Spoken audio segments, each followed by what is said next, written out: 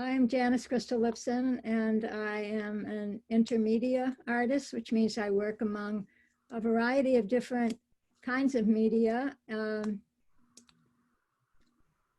do a lot of time-based art, which involves doing short experimental films that I show in various festivals and museums. I also work with photography, and I do works on paper, and recently I've been involved with a lot of artist books. I was maybe I could show that actually. Oh yeah, I have some of my projects are behind me. The current project that I'm showing in the virtual open studio. Let me go to this. Okay. There you go. Yeah. So you can see it is photography, huh, Gail? Crystal, it's photography, huh? Janis, yes, yeah. Yeah, so a little bit of my background, I spent my childhood in Western New York State, and I have a Bachelor of Fine Arts degree that I got from Ohio University in Athens, Ohio, and I studied painting and photography there, and I also studied at New York University, art history and painting. And I have a Master of Library and Science and Information degree from University of Pittsburgh, and worked as an art cataloger, an art book cataloger for quite a few years. And my last degree is in film, a Master of Fine Arts from the San Francisco Art Institute, where I taught for about 30 years. I was trained as a painter, which in the 60s was basically what serious art students were sort of directed to do. But I quickly gravitated to photographic and light sensitive kinds of materials. And I think you can see the influence of painting in some of the photographic work that I'm doing now is kind of an exuberant use of color. But I really, since we're a panel of photography and printmaking people, I wanted to talk more about photography here and talk a little bit about what interested me about working with photography. But I'm going to stop you a minute now, because, you know, I mean, I want to give, because you already gave us a lot of information, which is really great. But now I'm going to, and obviously you have been teaching at the San Francisco Art Institute, so you know, you can teach. Right. But I would like to hear from the others as well. Sure. So I will come back to you, don't worry. We'll come back to you. Fine, that's great, yeah. So who will be, shall we go to a photographer then? Or what would you prefer? Shall we continue maybe with John? John, do you want to continue? Sure. I'm a photographer. I also went to art school in the 60s, but I was a commercial artist, major in advertising design, got a Bachelor of Arts and discovered photography there. I started a master's in photography at Syracuse University and was interrupted by the war because I was about ready to get drafted. So I enlisted in the Navy. I was a Navy photographer for 4 years, doing a lot of darkroom work in naval intelligence, and also picked up multimedia in Norfolk, Virginia, which I tried really hard to get assigned to, and then I became a multimedia producer in New York City for a company, and then I went to my own company. I mean, which actually came after a couple of years of freelance photography and retail and food and Silicon Valley. And I had a company in San Francisco called Hershey Multimedia for 27 years. And we did corporate multi-screen shows that used to be known as multi-image. Along the way, I shot conventions, I shot product shots, I did a lot of stuff. And real fast, I don't want to talk here, but for the past, say, 20 years, I wanted to learn how to do every type of photography so that when I walked into any situation, I knew what to do.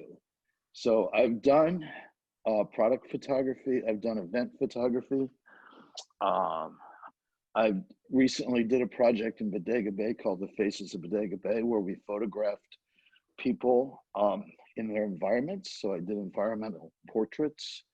I've done fundraiser product shoots like Calabash in for Food for Thought in Forestville, and just shooting. I've done a couple books that are self-published, and I do note cards that sell pretty well out here on the coast because they're all of scenics and birds, and that's my passion now. I do wildlife and ocean scenes. So I think I've rounded it off. I don't know. I used to do wedding photography, but never again. Other than night photography, I guess that I've done just about everything. So I feel that I've accomplished my goal. That's fantastic. So you will see, because I know some of you a little bit better, you will see that just by talking about your past, just like John said, oh, I was in the 60s, I was in school, other people will recognize as well parts of their life. And I don't know, Bill, are you going to be talking? Yeah, I just put it on mute. Am I next? Yes, if you want to, because I thought you know, the past in the army might be interesting for you as well, because you also had a past in different lives in the past, right? I'm coming from a totally different place, because early on I was taking pictures of the family, and long since I got my first camera and put myself through college and graduate school with a camera doing weddings, just like John probably did in the day, and was facing the draft. This was back in the 60s that I did there we this. Go. So I'm totally 100% self-taught, and I was raised on a little farm in Texas. So what would I do when I wasn't doing weddings was going out and taking pictures of farm implements and all kind of abstracts, doorknobs, old buildings, anything, and that was very good for me to look at that. However, in that art school, I have a PhD in physics, and physics is a bit of a mystic kind of a science. We don't believe in things, we actually question reality and what is underlying reality. So left side of the brain and the right side of the brain mix up because they influence one another. And when I look at subjects, I actually look at what's underneath the surface. What calls to me is the beauty of what is below and cannot be seen, and you only see the surface bits of.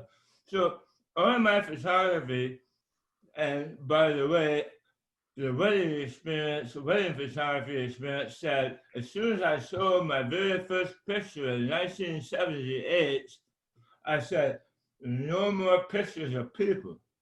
So I've totally left that, and it's all nature photography or places where people have been. Now, having said that, I just lied because I have pictures of 2 people.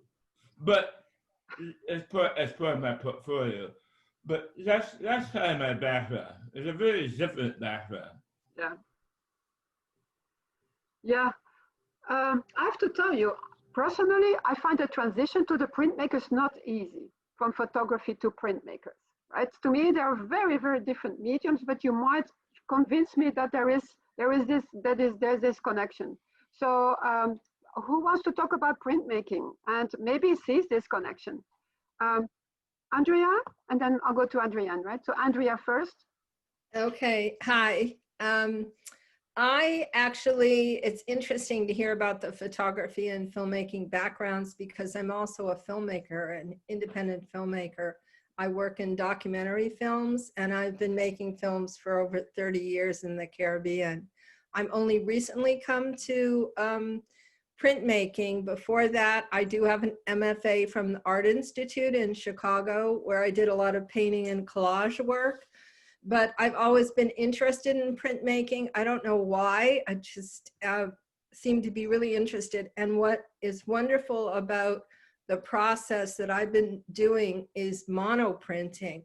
And I take a lot of, if you look at my page, you'll see there's a lot of stencils, a lot of just random colors, random markings. I do a lot of landscaping, so a lot of it does relate to the landscape. And I love it because of the surprise factor, because I can use the stencils, because it's a great expression for mark making. I love to do all kinds of little mark making. And I've been working, I don't have my own printing, you know, press. So I work with a woman in Forestville, Linda Shelp, who's really been wonderful in letting me access her studio. And I must say that I would love feedback on my work, because I haven't really gotten a lot. I mean, I'm used to painting rather than printmaking. So I'd really love some feedback on my prints. If anybody wants to give me any. Yeah. Yeah, we can. Do you want to do it now? I mean, I think that you're the only one that actually somehow I didn't get. Let me quickly do that, okay? But maybe we can do that in a second, because we haven't even had everyone speaking. Okay. Yes. And then let's look at each other's work. That's why I did it, actually, so we can do that. Would be great. Thank you. Let's have Adrienne talking. Adrienne, can you unmute, please? I have to stay muted because I have a bird and sometimes he starts carrying on. So I'll do my best and hope he stays quiet. Okay. So I am a painter and a printmaker and a book artist. I guess we're all of a piece of the time period, because I too started art school in 1960. I went to the University of Miami, which was a hotbed of abstract expressionism as well as other things. So so that's where I had my basic painting training. I came to printmaking about 30 years ago because a very close friend had an art studio in a school in Florence, Italy. And she invited me to come because she needed bodies to make the class, so the university would pay her for the time there. So I had my introduction to printmaking in a very traditional setting. I learned how to do etchings, real etchings, like you dye from with acid and asphaltum. But we had a strong component of people that liked holograph, and explored that. And printmaking became so appealing to me because I saw that I could do all the things I liked to do when I make art. But I'm a printmaker. I can draw, I can paint, I can carve, I can even use photography, because we have solar plates and we have photosensitive plates that we can etch with instead of having to use the traditional etching materials. So for me, it's been an exploration of great variety and great experience. Of course, I still paint, and I go back and forth between all of the disciplines. Since we're talking about degrees and right brain, left brain, I've got a degree, a master's in mathematics and a PhD in methodological studies. So wow. I think that all of these things contribute to who we are, the backgrounds that we have. And like you, Bill, my math degree is in theoretical engineering. So it's all for me, stochastic processes were the most fun. So it's all about looking at the wonders of the world and not trying to unravel the wonders of the world, but just exploring them in some way. So that's what I have to say about me in this moment. I will now share the different screens. And thank you so much, Adrienne. Isn't it completely interesting to hear your lives? I mean, it's not funny that we cannot go and visit the studios. It's not fun, but it's so nice that we can see each other face to face and hear about the work. I think that's an experience that we didn't have before. And I will now go back. I will go back to Adrienne's work. I will go like a little gallery to everyone's work, right? And then every time, maybe if you want to say something when your work is on, you can do that. So first, let's go back to Adrienne. Do I say Adrienne or Adrienne? So this is Adrienne's work. Oh. it was hard for me to choose what I wanted to use in these 6 images, because I have such a breadth of my work. So you'll see there's 3 books. There's 3 different books. There's 2 that are done on an accordion style, and then there's a box of small books that I call Ugga Bug. I like to have whimsy. I like to have poetry in my work. And the lower 2 books I made while I was working at a studio in Venice, Italy last year. And the upper one was something that was commissioned by, I was in an exhibition, they asked us to make things about bugs. So they're fun, they're whimsical. The others are Mokuhanga prints, Japanese style woodcut prints that are done in watercolor rather than oil-based ink. Each of them has numerous plates, interlocking plates, although I have done some my brain is reductive woodcuts as well. But I do love the carving process and do love the coloration process. And there you go. the lowest book, the one with the green and black, those are, there's letterpress in that, and there are collagraphs, and there are gilded pochoir, gilded stencils. I love gold. Having spent so much time in Florence, it's really hard for me not to put gold on everything. so there's a small sampling of my work. You can see the whole breadth of my work on my website and on my blog, and those are listed on my page. Where do you put the gold? I don't see the gold. The gold is in the book with the black cover. Oh, yeah. If we look at a detail, I don't know that there's any on the pages that are showing, but there's gilding on some of the relief prints in there. Cool. So I promise everyone I will go through your work as well. But since we are here, so you're of course, have you had Japanese influence as well? Oh, yes. Oh, yes. You know, for me, the process is the most important thing. And one doesn't get good results in anything that one does in art unless one's using the very best you possibly can. So there's a lovely place up in Portland, Oregon that sells beautiful Japanese instruments and sharpens them for you. And they have an amazing soft kind of a plywood, Shina plywood that's easy to carve and holds the edge as well. So you can get many impressions from it. And you know, so it's for me, it was great fun because I started out doing woodcuts in the field when I was working in Turkey as an artist in residence on an archaeological site. And I was carving on an awful plywood there. But, you know, that was what I had to do in the field. So it was a delight for me to be able to come back to the States and get good materials and good tools to work with. And I make my own inks too for these things. I don't use inks that are professionally made.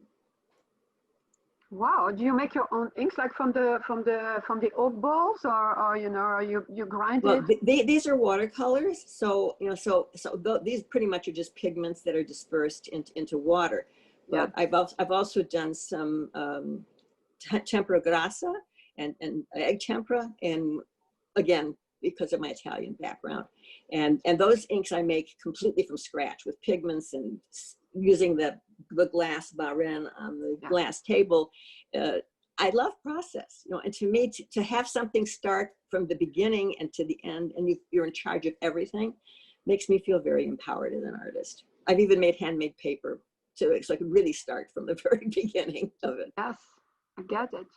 Does anyone have a question on this for Adrienne just right now at this moment, or of the other artists I'm asking, right? Is there anyone, or? Okay, well then I'll just go to Andrea. Look at the difference, wow. Obviously another country, you travel a lot too, Andrea, so obviously.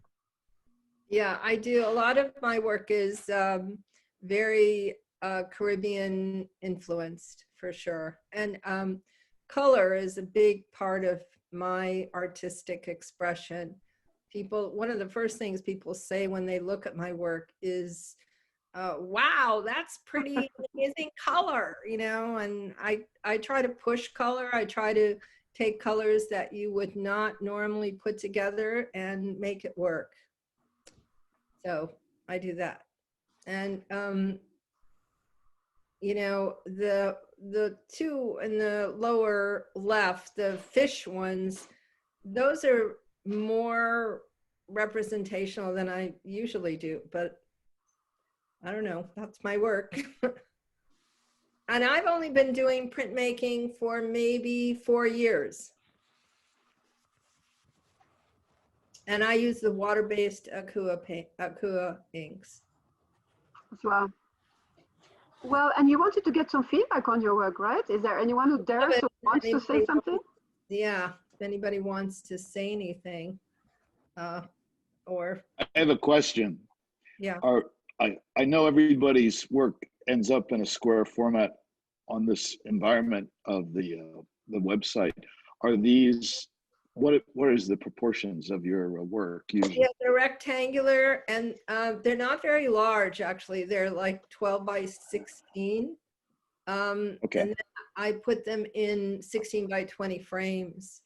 A couple of them, not on this website, but on other, I do have larger pieces, but not real large. And I really like to do pairs, so you can put them together as a diptych, pretty much. So I think that if I clicked on it, it would give the right format, but I don't dare to do it because I don't want to totally get lost on here. Okay, that's fine. Can I ask how you're seeing the work? I'm not able to see the work. I'm just a viewer here, not a panelist, but. Oh, you cannot see it? I cannot see it. Everybody else seems to be able to see it. Oh, you know what? Maybe you need to go to another way of looking at your screen. You know, at the right-hand top, it says something, there's little dots, and try if you can do gallery view, or I think that might be the reason. Is there, or unless someone else has another. Oh, shop, no. No? Okay, I'll keep playing around. Thank you. It should be speaker view, I believe. Okay. It should be on speaker view. And you can also go to the website, to the Sebastopol Virtual Open Studio, and see the work there. Thank you. Okay. Thank you. Anthony, it's probably if you click on it, you see the rectangular format, isn't it? Yes, yeah. If you click on each, you'll see the thumbnail of each artist's artwork on their profile, and then when you click on them, you'll see the full dimensions and more information. Right. And also a way to buy it. And a way to buy it, exactly. Sure. If anybody ever does look at this site and wants to give me feedback, I'd be more than happy to hear from you. Thank you. This is, wait, let me see, who else? This is the third, Gail Morgan is not here, is she? Gail Morgan was also invited to the talk. So that was the third printmaker, so we cannot go there. So we will go now to, let's go back to Janis, because we haven't heard from her for a while, so. Okay, well, this is a group of images from my Improbable Hybrid series, which is an ongoing project that I've been doing for quite a few months now. I consider it a kind of tampering with nature. It's a completely digital project. I use various digital tools like digital camera, cell phone, even a scanner to capture images of live plants that are growing around my studio and home in Western Sonoma County. Also, I've included some images that I captured on travels to Bali, to the coast of Maine also. And it kind of draws on my experience as a master gardener, which I've been involved with for about 25 years now. And I outfit all of my image gathering devices with these kind of hacked, I guess you'd call in current nomenclature, various hacks which involve attaching all kinds of magnifying devices that weren't intentionally meant to be used in this particular way. So I'm kind of delving really deeply into the inner workings of all of this plant material.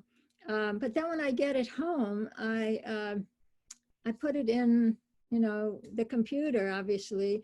And my interest is really in creating a kind of synthesis between a number of different plants. So I'll use digital tools to combine 2 or more different plants. So you can see from some of the titles, I've just included what the 2 or 3 elements are there. And it has a number of different kind of connotations for me. On one level, I'm really interested in sort of the seductive quality of the color. You know, nature is just infused with it's sort of drenched with this gorgeous color. And so there's a seductive quality, but kind of underlying it all for me, because I'm tampering with nature, is a kind of reference to the disruption of the natural forces. And that becomes a kind of metaphor for me for, you know, this sort of upheaval that the earth is going through right now. So although people tend to respond to these mostly, at least first, they respond to the kind of visual opulence of the color and the form, I'm kind of interested in this sort of tension that I'm trying to set up between that seductive quality and also the notion that there's disruption going on here, and hopefully there's something of a reminder of the kind of planetary crisis that we're in at the same time. So it's that kind of tension that interests me. The improbable hybrids, or hybrids, you say, huh? Yeah. And so, you know, it's one of the things that really attracted me, I think, to being an artist in the first place, was this. It's an opportunity to sort of take on a lot of different identities. You know, you can explore different areas of sort of human thought, and you can absorb those identities without having to sort of get an advanced degree in, you know, botany here or anthropology or archaeology or other subjects that I've kind of investigated. And so this sort of let me take on the identity of a plant hybridizer in a way, but it's sort of, you know, under the table and not really out there in full evidence on first view. Beautiful. That's the other piece. So thank you, Janis. I don't know the work of John Hershey very well, so I'm going to go there. I'm just doing this for myself, you know. So let's go and listen to John. What does he have to say here about his work? Can you hear me? Yes, I can hear you. Okay. Well, this is primarily recent work of Bodega Bay, and a lot of this has gotten double use in some magazine articles about the area, travel magazines. None of that pays, but it's nice to be published with your name. And I also, as I mentioned before, I sell note cards. I have wall art and prints. I got on an interest with birds a couple years ago. So the hummingbird and the pelican, and I've got the big superstars here in my mind are the egret, the pelican, and some hummingbirds. So I've concentrated on them. I love the sea stars. This picture that I have done very well with over the years was taken 10 years ago. Then they disappeared with a wasting disease. And they're back. So they're all over the place. And I've just been going out every morning at low tide and photographing them. So this kind of stuff, I don't know if you'd call that peak action, which is what I bill myself as, shooting the peak action, whether it be the waves or the birds or whatever. Of course, sea stars peak action is not very fast, but I've been really enjoying them and the colors. Yeah. I also, I don't have it represented here, but I did a book, a self-published book 2 years ago called Crab Fishing on the Annabelle. The Annabelle is a little boat that is connected with Spud Point Crab Company, goes out and you know, that's their livelihood. They catch the crab and they bring them back to the Spud Point Crab Company restaurant. So I was fascinated by this, didn't know anything about it. So I approached them and I talked them into, let's say, going out with them. And it was a very wonderful collaboration for a couple of years. I shot them from dawn to dusk. I shot them going out to sea, from the land, on the boat. We were out in the ocean, etc. And I did this photo journal. My background, besides other things, includes documentary photography. Back when I was in the Navy, I would take leave and go and shoot the protests of the anti-Vietnam War, which I was in concert with, but I couldn't tell anybody. And I shot a lot of that stuff. So I'm interested in documentary photography. And the other thing that I wanted to say about that is I've done a lot of industrial process. I worked on staff for Memorex and National Semiconductor, and I would shoot the process of making of semiconductors, making of disk drives and things like that. So I just applied that to crab fishing, and it worked pretty well. As I said, it's not here. You're not seeing any of that here, but you get the flavor of Bodega Bay, hopefully, from what I've selected for this. It's a beautiful place, and I try to enhance the image of it every time I go out and shoot. Yeah, Bodega is so wonderful. It is wonderful. Catherine, we have a question in the chat. Jane would like to hear more from Adrienne about her process and specifically her love of drawing. Woo! Thank you, Jane. What particular about the process are you interested in? Well, one thing, I apologize. I didn't think you would even know my name. I sent it as a me person, but also that I feel I interrupted people responding to John. So I don't want that to happen. So if I could postpone my question Absolutely. for a moment and let John have his time. Okay? Absolutely. Okay, thanks. Well, I've jammed a lot of information into what I've said, so I'm not quite sure what other facets you would want to know. But basically, I'm thinking more of people's chance to respond is all. Okay. Yeah, I mean, whatever. Yeah, if anyone has a question for John, now is the time. And there will be time later too, you know, because it might all of a sudden pop up, you know, and then you think, oh, I forgot to ask this, and then you can still do that. There's no limit on that one. I have to say, I'm extremely fascinated by someone, and I have a friend who takes photographs of birds, and I know he once took a photograph in my garden of a tiny bird. I can't find the name now. Little finch. You know, they go so fast, and he was waiting there for hours to see the little bird coming out of the nest. So I have an extra admiration for this year. Where's the bird this year? The little hummingbird, because he's probably having flight to have a tail like this. This tail is not like that, is it? Well, I call this, the name of this picture is Anna's hummingbird spreads its tail feathers, and I did wait a very long time. This bird kept coming back to the same perch. Apparently, they select a song perch and they continue to return to it.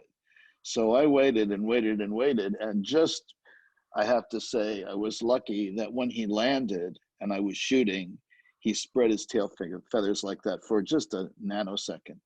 Yeah. So that's how I got that picture.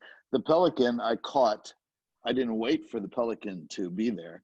I was scouting at twilight and found that pelican. And when he touched the water, I took the picture. So it's a combination of, you know, being observant and patience, for sure. Yeah, and learning how they eat and everything. And John, when you're shooting, do you shoot bursts? So you shoot, or just one shot? Actually, I try to shoot bursts. Sometimes they catch me off guard, and I just end up getting off one shots. Right. But sure, that's the way to give yourself some insurance. Okay, thanks. Cool. Well, thank you. So we can go back to Adrienne, but I also thought now that we've been looking at landscapes and the beauty of Bodega, I wouldn't mind going over, if everybody is okay with that, to go to Bill Theis' work, because he also makes the most amazing, beautiful landscapes. And, thank you. And it's not about a particular place. Bill travels a lot, or traveled for sure before we had these strange times. And maybe you want to say something about it, Bill? Oh, absolutely. And not like John says, these are like the decisive moment when something happens. The riser goes off, if you see the riser. The frog comes into the lily pad. He doesn't stay there very long. Here, the frog, right? Yeah, the frog is in there. In fact, I didn't even realize he was there until I got home. The cows come through the eucalyptus. Go ahead and move the screen up a little bit, and you'll see the beach down there, Bowling Ball Beach. Catherine, could you raise it up? And Good, no. No, this more? One? No, a little bit more, please. A bit more higher up? A bit higher up, so lower. There. No, lower. I want to talk about the other three. The other three? No, this three. Yes, okay. Okay. So these are all decisive moments. Now, show me the other three. Lower. A bit lower now, yeah. Yes, please. Okay, so you have sunset there in the middle. That is putting yourself in the right place, and then you only have time for one shot. That's it. And down on Bowling Ball Beach, I went there 7 or 8 times at low tide, at sunset, and I had fog and rain and all kinds of terrible things, but on about the 7th or 8th time there, it was beautiful. Here I had the bowling balls all showing, and I had an amazing time taking that photograph. Now, when I say taking one, many of these photographs were made with an 8x10 view camera. There is no light meter. There is only a single sheet of film that you use, and it costs you $20 every time you take a picture. You're very careful about taking pictures. So, and you also learn a lot about photography. Many photographers today don't know how to shoot pictures because their camera's automatic and it does everything. I use my camera totally manual, and I use the digital just like it's a piece of film. I still use a handheld light meter for the most part, and use knowing how photography works and how optics works, I'm able to hit these kind of images. I never had, only in the last few years have I ever had digital, and that was using digital on a view camera, so that's not exactly the point and shoot digital. All these things are to honor the subject, to have the subject come forward. And when you see one of these prints, it's just like standing there and being in the moment, except nothing is moving. It's a static point in time that captures what I believe is a beautiful subject. It is. Anybody? I mean, yeah. What more is there to say? This is back to, this is showing you more than what's really there. The whole planet is very, very beautiful. And we are part of the cosmos, maybe the only part of the cosmos that can recognize and be sentient and recognize beauty at all. That's what art is trying, except some art is trying to be anti-art and capture ugliness. But in general, art is capturing the beauty of our surroundings, whether it's abstract and printmaking or painting. Very much this is like a painter. A painter puts himself in a beautiful place and waits for the right light and tries to capture that as quickly as possible, finishing it up in the studio. That's plein air. This is plein air too, in a way, because after I made the photograph on film, I wasn't done. I had to scan the film. I had to bring it into Photoshop and restore the vision that I had when I took the image. Film doesn't capture what, and cameras, a digital camera, does not capture what you saw. And when you hit back, there's a two-stage process. You capture it, and now you restore it. You remove the cast, you make the color correct, you can enhance the color, and that's the art. The whole package, and it's a lot of darn work. It's all hard work. It's all hard work. Each one of these images represents a lot of work getting there, a lot of knowledge about the canvas, taking the picture, and then making the picture. There's at least 72 hours spent on the picture to print it. Yes. Wow. Yes. That's a lot. What was that? So thank you, Bill. So I saw that in the meantime, someone sneaked in, and that's Caren Catterall. So let's first look at, let's see a minute, where is Caren? Caren, you came, you're here now. Yes, sorry, I blew that timing.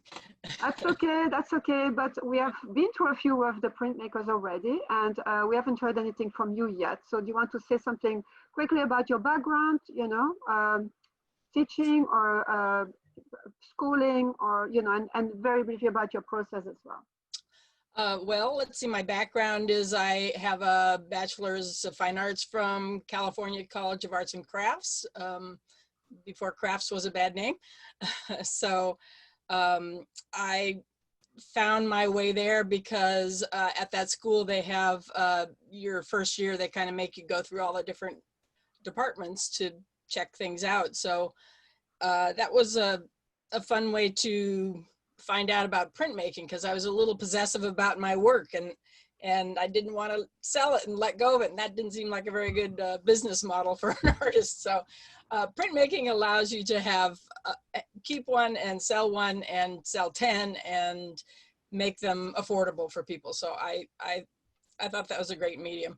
And other things I love about it is you can sort of keep a record of the process as you go along, because you have this plate that you're working from, and the image can be repeated and changed and worked along a, you know, a path, but you can always take a record along the way. So I think that's kind of a unique feature of printmaking that's pretty fun. I'm mostly doing etchings, which most of these are, and instead of like a photographer being there to capture the perfect moment at the perfect time, I get to make up these scenes in my mind and draw them and create them and bring them into being. So this is kind of a little sample of I kind of work in series a lot. I have a series of giantesses, which this one is obviously cropped very badly. I wish we could change that. She does have a head and she does have toes, but her butt has been banned from places before. So I don't know if there's a possibility of recropping that. But anyway, I have like 8 different giantesses. And there we go. Now we get to I took the risk because, you know, I mean, it wasn't fair to the piece at all. Maybe right. I should do it for all of them if I can. No, well, this one's the worst for, you know, typical proportions. But yeah, it just seemed like, you know, I draw from myth and magical places, temples in Malta. And then I started thinking about what kind of myths I would like to create. And that's where these giantesses came in, because I think we need more images of powerful women in the world. So the giantess series, I also have a series of prints, or not prints, encaustic paintings. This Royal Queen Odalisque is an etching, but I have I don't know, probably 10 or 15 encaustic paintings on hexagon shaped panels, which is a kind of fun shape to show them in. So you have to go to my website to see that. But on my website, I have all these different little themed galleries. So if you like the mythic theme, you can go there. If you like the cave art theme, you can go there. If you like the giantesses, you can go there. So a bunch of different themes I like to play with. So I hope you enjoy them too. Nice. Does anyone have any questions? I think etching is the most tedious process compared to, compared to monoprint or, or other, even. That is true. It takes me a month or more to develop a plate sometimes. So it is kind of tedious, but I keep reminding myself that I am smarter than metal and I can do it. Even if I, go astray for a little while, you can actually correct things in metal. So it's possible. No, that's true. That is true. Well, you've been doing this for a while as well, Caren. I mean, how many years have you been an artist in the area here? I've been printmaking since college, which is like in '78 I graduated, and with a 8-year break when I didn't have a press. And I've been working at the junior college as the lab tech in the printmaking departments back in the day when we used to have classes. Yeah, I know. Very hard to teach printmaking remotely, so that's been a challenge. But that's been a job of mine for almost 30 years. So yeah, I've been doing it a long time, and I like etching, and I like collograph too, which is where you're kind of building the plate instead of using the chemicals to etch it. You build it up with layers of textured things and paper edges that are what hold the ink. So that's a more non-toxic way of working that not too many people are working in. So check that out too. So you also sometimes have people just using your press. Yeah, I have a membership in my studio because printmakers take up a lot of equipment. They need a lot of equipment, and not everybody can afford a press. So I have it's like 4 members right now in my studio, and I have all the stuff for etching and monotype and linoleum and things like that. Not like Printmaking is a very large umbrella. We don't have a litho press, so we don't have a letterpress press, but yeah, it's a great little group. So by the way, we have a press at the center as well that was donated. So I mean, we're always looking maybe for teachers who want to use the press and do it at the center as well. Someday when we can have classes. Yeah, I would love to have classes there when building is open, of course. Yeah, of course. How about people who want to use a press? I would love to use a press. I don't have the press at the center. Yeah. Or at Catherine's. Ah, Caren. Yeah. You are. I could. I'm trying to keep everybody in their own separate shifts, but if I can squeeze you in there, let's talk. Okay. Because it is an open membership, so yeah, I could use some more members. Very nice. So I'm going to back now to Adrienne. Do I say your name right, Adrienne? And thanks, Caren, by the way. Well, because someone had a question about your work. Hope the person is there. Yeah, I was curious to know what process you were interested in hearing more about. Yes, I can't see you in this moment, but that's okay. I'll just have to get back on. Let me see, I can get that. Eventually I will. It's okay. I'll find my way back. There we are.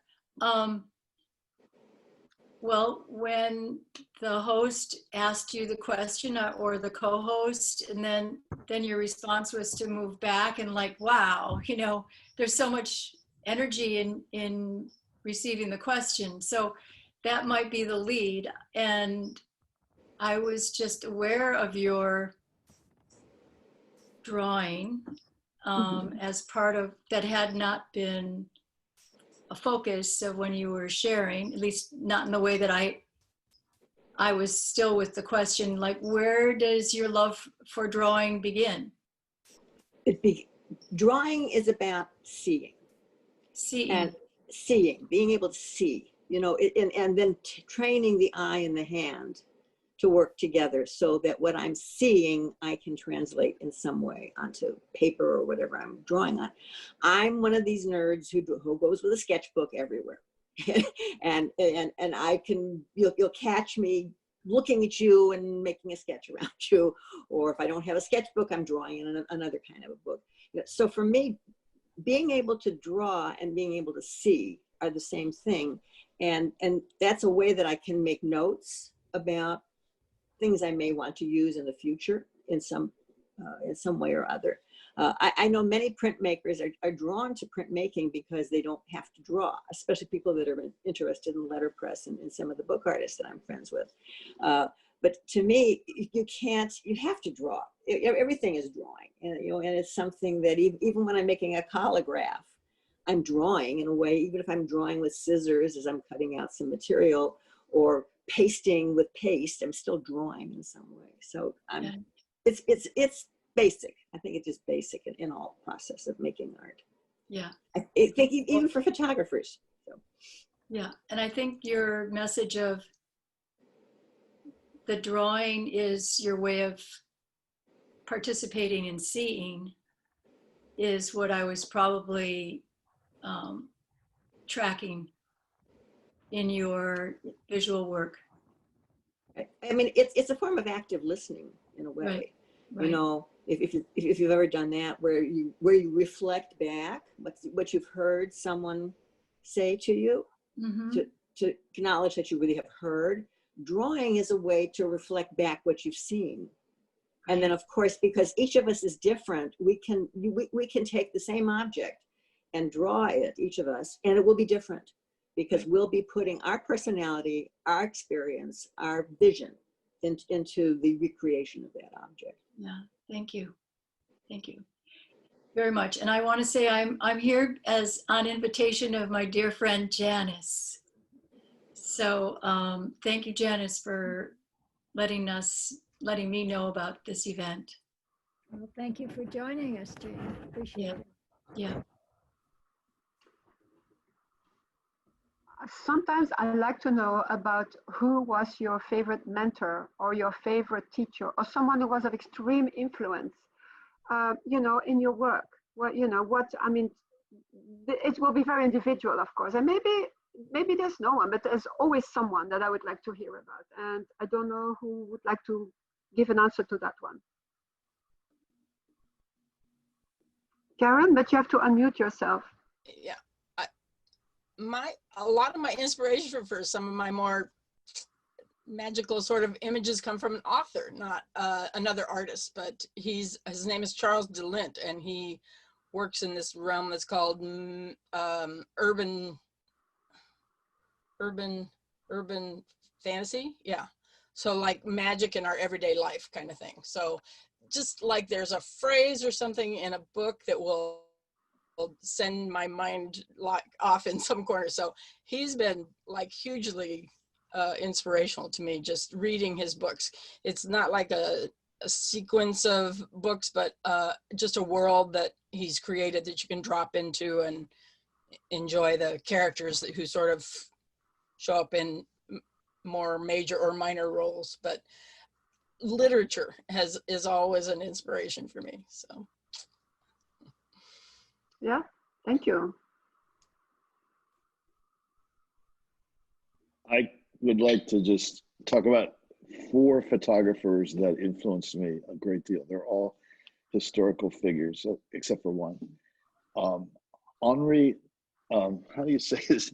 Henri Cartier-Bresson, The Decisive Moment, definitely big influence, and really gave me a sense of what it's like to actually capture, it's overused, but the peak action. So I would say him, as well as Diane Arbus, who was a great documentarian. These are both black and white photographers, of course. Paul Strand is also a black and white photographer. And there's a contemporary guy named Joe McNally, who is a Look and Life magazine photographer. He does books, he does all kinds of stuff. I was privileged to meet him and have him critique me once. He's an expert at lighting with speed lights, which are those little lights that you put all around the room to make it without huge lights and things like that. he's my inspiration for shooting the environmental portraits. I hauled 2 or 3 little lights to each of the sessions and shot it that way. So there's a great deal of worth in studying people's work in photography and seeing what you can get out of it. So. Yeah, thank you. Thank you. Oh, and it doesn't have to be a person, right? I mean, like it can be, you know, your biggest inspiration now or in the past, you know, it can be anything. Well, I would have to say that mine is a photographer named Elliot Porter, who does very beautiful, quiet. It's just, you're there at the moment, and it's not just grand things like Ansel Adams. It's little things. It's little things that speak to you. And so I have always admired his work, but I blended a little bit with Brett Weston because I want graphic. Brett is a black and white photographer, and his things are just blindingly, spectacularly graphic and abstract. So I'm kind of always balancing those two things, which are like gasoline and fire together in the same image, and something comes out. Sometimes it's closer to Elliot Porter, sometimes it's closer to Brett Weston, but it's always in that spectrum in there between those two. So they were very highly influential, at least to me. Thank you. Thank you, Bill.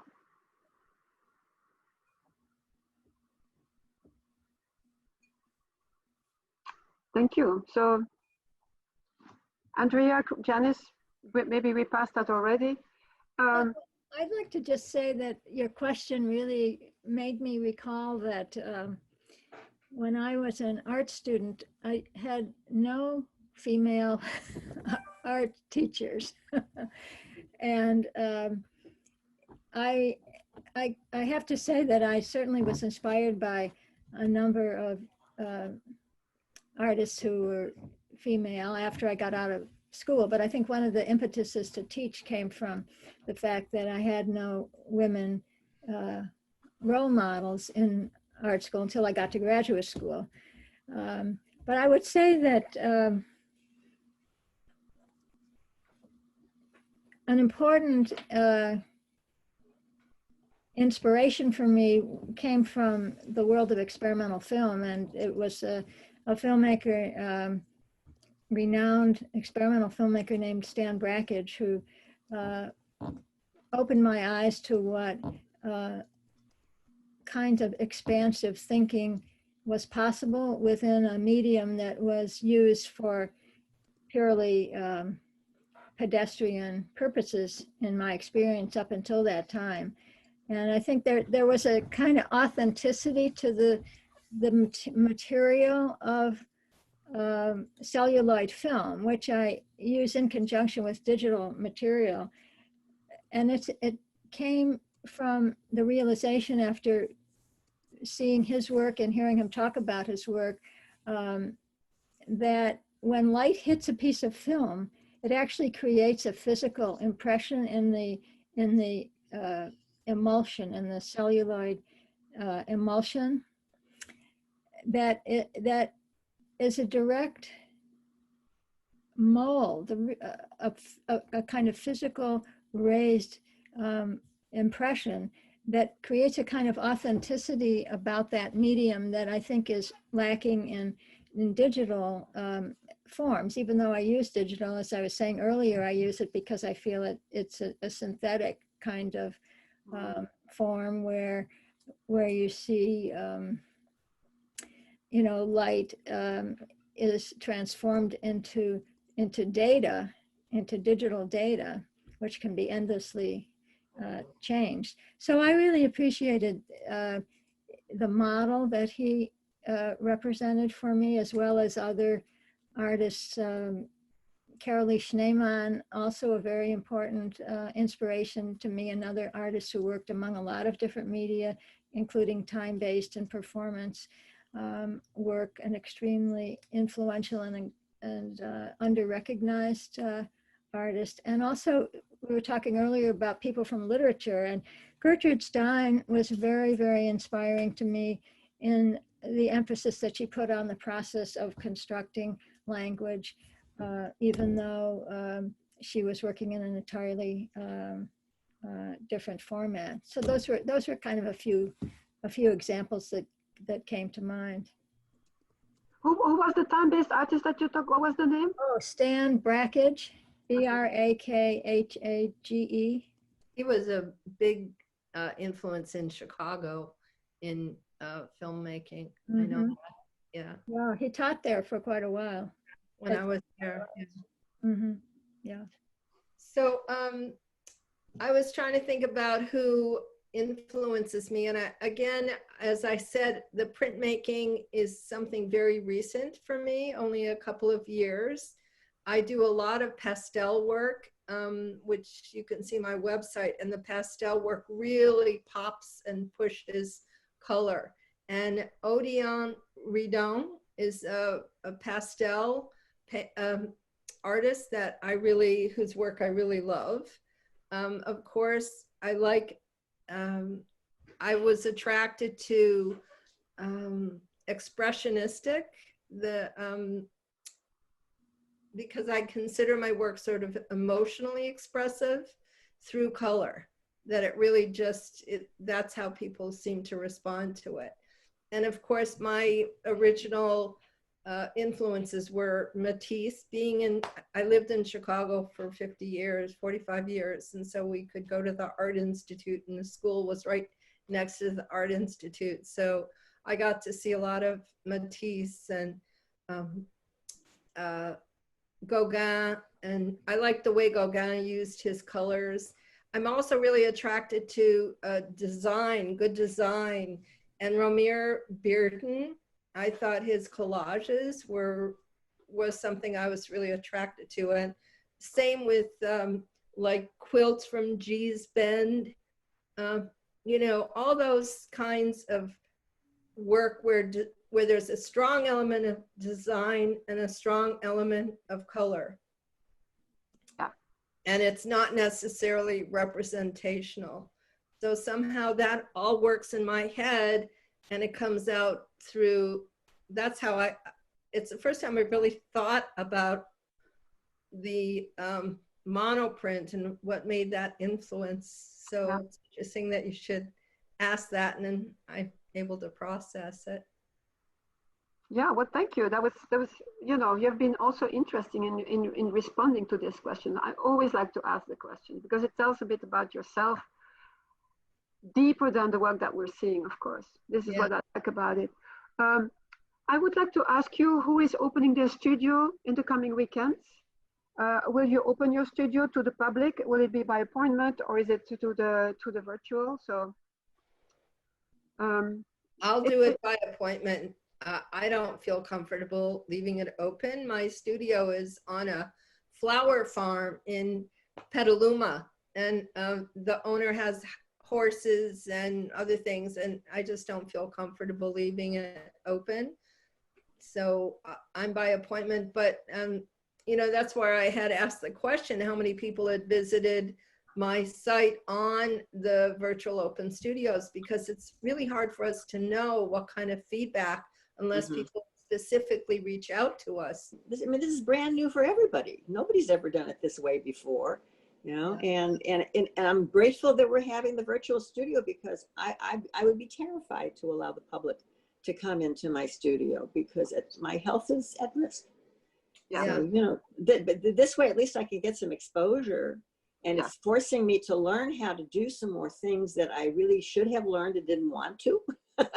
You taking advantage of social media and mail, you know, email and Instagram and all of those things.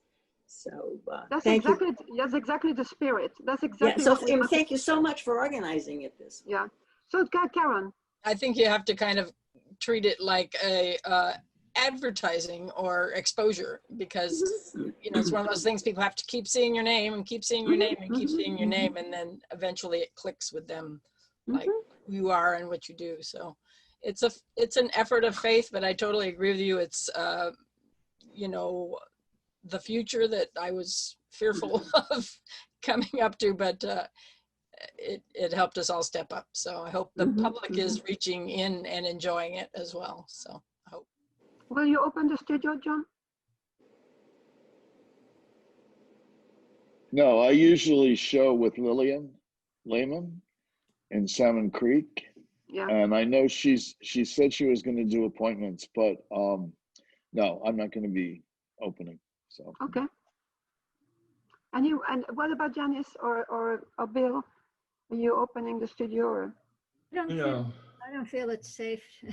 So I just say I'm sheltering in studio until it's safe to. And I'm not opening it either. Yeah. Well, that's exactly the choice you have, right? I mean, there's no one who says that you should or you shouldn't. It's a free choice. Thank goodness we have that free choice, right?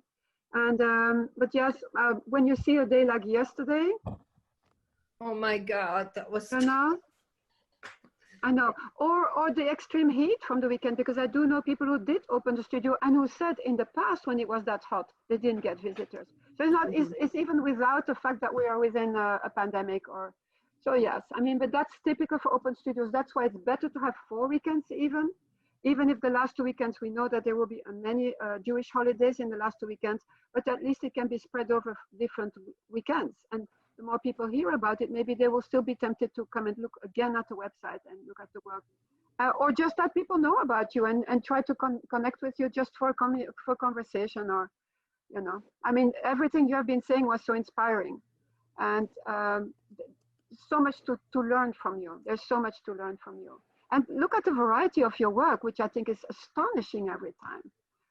Every time, look, there's 6 people that are here. The work is extremely different and fantastic in its own way. So I love doing these panel talks. Not only, you might think that I like listening to myself. No, I don't. But it's a good way to look at all your work with a bit more time. And what you give me, you will give to many other people who want to look, you know, and to know more about you. So if there's anything else that you want to add, now is the moment, because we might just stop soon. I think the panels are good because when you do open studios, you don't get that amount of information from the artist. I mean, or even this many at one time, but you don't get the background. So this is very valuable. I hope people view it and see what they. I agree, John. I'm glad you came, and I'm glad that you all participated. It's so enriching for everyone, and also for each other, that you meet the other artists a bit better. Right? I like that part. That's a real advantage. It's nice to meet all of you and to see the different beautiful work that you're doing. Each one of you is doing beautiful work. I wonder if it'd be possible to say where the recordings of these panels might be accessed later on. I know they won't be available immediately, but there's several people who came later and who weren't able to attend at all, I'm sure, who'd be interested. Yeah, they'll all be available on YouTube. They're really large files, so they keep getting stuck in trying to upload them. But we're working on making that happen. So they will be on YouTube, and then they'll be available forever. They won't just be available for these couple of weeks. So we'll be able to share them out on Facebook and all of that. So where on YouTube would someone look for this? Well, they'll be on the SebArts virtual YouTube channel, and then they'll also be searchable. So, you know, you'll be able to search for, you know, Sebastopol Center for the Arts panel discussion, and they should come up once they're all in there. But they'll be on our channel directly. And you'll let us know so we could put it on our own website. So we could definitely, do that. Yeah. Once we have links, we'll send them out. Okay. Right. So my whole purpose of doing virtual studios, well, open studios and now virtual studios, is to actually be able to interact with my visitors. Frequently, I don't come in, there's a whole bunch of people, I don't get to talk to them. At least right here, I have an undivided, I've got your attention right now, I can talk to you. and any of the other, and fellow artists too. Yeah. On your weekends, we don't get to host the other artists. Right. We're busy with our own thing. That's right. That's right. And this is a great opportunity to do that. And I appreciate the ability to, because I'm only trying to share my art. I don't need to sell any of it. I am just wanting to put it out there and share it. And hopefully people that view my art will enjoy it, whether they ever want to own any of it or not. And I really don't care. Well said. I am just sharing. Very nice last wise words. Thank you. Thank you very Thank you so much. much. Thank you very much. Thank you. Good Thank luck you. anyways, and thank you again. And we'll see each other soon. Okay. Ciao. Bye-bye, Ciao. everyone. Bye-bye. Bye. Bye.